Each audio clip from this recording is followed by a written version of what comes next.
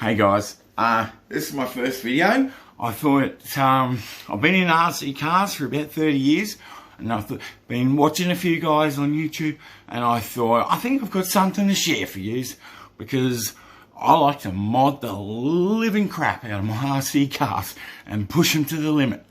This truck here started life as a Stampede 4x4 VXL, a monster truck. Over the years, I've bought some new parts and I've converted it to a low CG slash, except this one's a little bit different. This is a 6S beast. I have fully rebuilt it, ground up, and the only original parts left of the car are this wheelie bar here.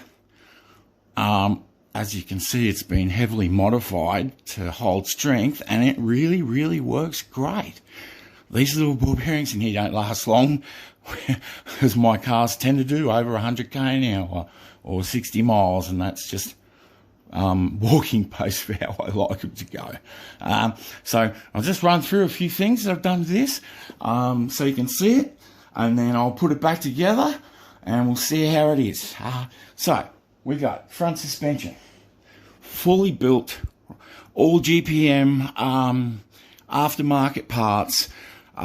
Any part on here that's not GPM is the Traxxas, aftermarket upgrades. So these shafts on this car and the hub carriers, bearings. Sorry, the bearings are precision aftermarket bearings.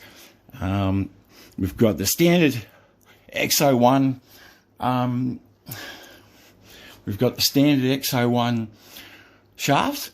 I find people tend to say that these aren't very good, but I believe they are the absolute best you can get. And I've used lots and lots of different types: Integi, SRT, HR, and they're all garbage.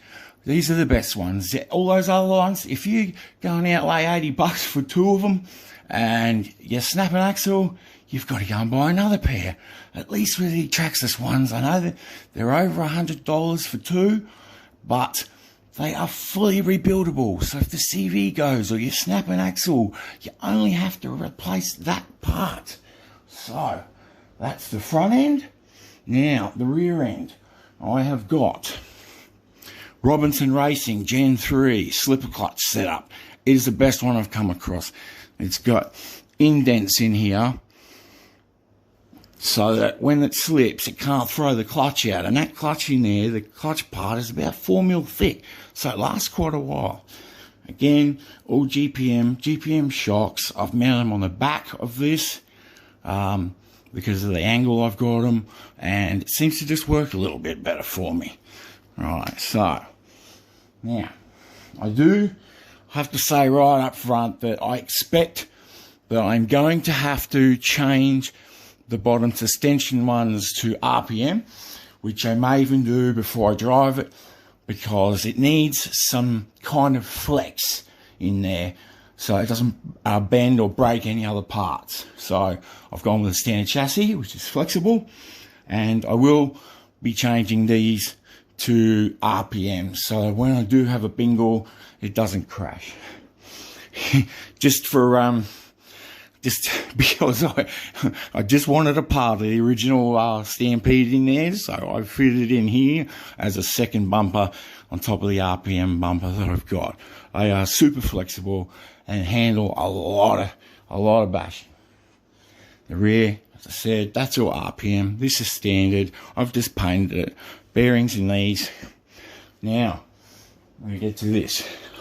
This is where the action's at. We've got a Castle, what is it, a 4078 size. It's 2,200 kV brushless motor. Hobby Wing 150 amp max 8, max 8, 150 amp 6S. We have a Savox servo, and this is a single Zot powered 6S. These batteries are cheap, ultra reliable. They last a really long time if you treat them right, just like any battery. But they are so worth the money. I got the standard Traxxas radio system, and I've got all the sensors set up for it. I just haven't got the GPS thing on there, but I do have a separate GPS to do some speed runs with my body. Okay, so this is the Traxxas Ford Raptor body. I have started to do some modifications on it. As you can see under here, these are my wiring from LED lights. I've got LEDs there, LEDs behind here, you can't see them. I've got a LED brake light in here, which you'll see when I light it up. I've just got to wire up 2 more headlights in here, and I'll be doing a light bar on the front. Now, my little trick with these, so I don't have to keep plugging in batteries when I want to when I want the lights on, I have run them to the body clips. I've got these here. What will happen is my body mounts on here. We'll have these 2 pieces of wire coming up to it. And so when you put the body on, it's automatically got power. You can turn the lights on and off from the controller. Right, well, I'm going to put this together now, and hopefully we can get a bit of a build out of it, and we'll see how it looks and goes. I won't be doing anything too crazy just yet, but stay tuned. I've also got a Traxxas X01 that I am going to turn into a hybrid. It's going to have a 2650 kV 4S Castle motor and a modified SH28 with 3.6 horsepower. I'm going to work it, I'm going to port it, and then just to top it off, I'm going to build a custom-made electric turbocharger for that motor. The X01, I do plan on making it just be a burnout drift beast. And let's see how we go. This is my first video. I will try and make things a lot better quality. I just wanted to get this off the ground, start letting you guys see what I can do. I've done some really crazy builds in the past, and I think I've got something to offer you and give you some ideas of some real cool stuff that we can do.